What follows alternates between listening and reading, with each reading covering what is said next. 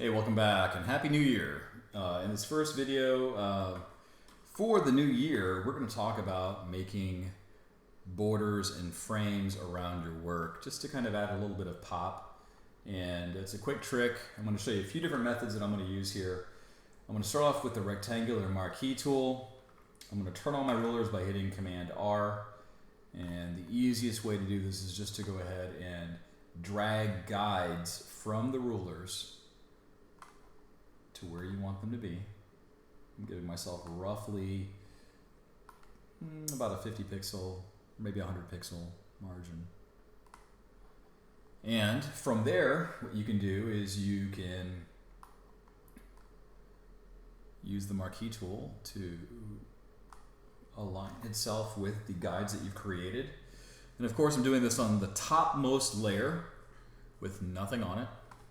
And I've got a selection that is encompassing everything within the border of the guides. And I want to inverse that selection, so I'm going to hit Shift Command I. That now all of a sudden selects everything outside of that area. I will hit the X key and the D key. That changes the colors back to default values. And here's a keyboard shortcut. If you hit the X key, you can make your foreground color your background color and vice versa, so you can easily and quickly switch between two colors by hitting the X key. The D key is the default color palette. So if you pick a different color, if you hit D, it turns the colors back to their white and black color values. So I'll hit Option Delete and boom, I've got one border. So that's like the first way to do it, and you get a pretty standardized border. You can always turn off these guides by hitting Command single quote. I'm sorry, it's Command semicolon, and you can see what this looks like with the frame and without the frame. So here's another way that you can add an interesting frame, something that actually has a little bit of personality. And for some of these, you may actually have to go out and purchase things or find them on the internet. So I got this from the Set Stale Studios Rough Borders, and this is basically a rough border. It's a vector file, and I'm just going to scale this guy out. And what this will do is it gives you rough borders around your art. And I know it might be a little bit difficult to see here, so what I'll do is I'll just choose a color overlay and make it kind of a bluish color. It doesn't really matter what color this is because I just want to be able to show you how this border thing works. So I'm just going to orient my border. I'll hold down the Shift key just to stretch it a little bit and just position it in such a way that I have it somewhere where I've got a margin outside of it.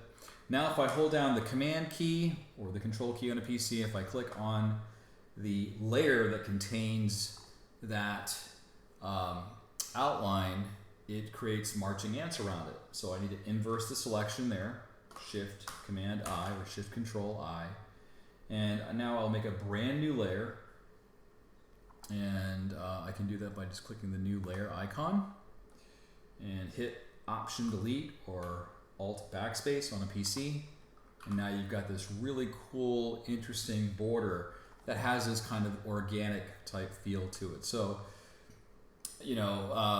these are two methods that I use. A third bonus tip that I'll give you is you can, if you don't have a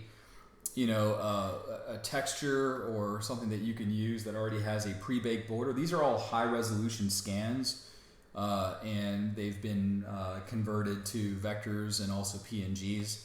If you don't have that, one way that you can approximate that is you can use the lasso tool, and I'll just hold down the Shift key and I'll just make a third border, kind of just like make a box that goes around the whole thing, and then come back in. I can add to my selection by adding a few little areas, little pockets.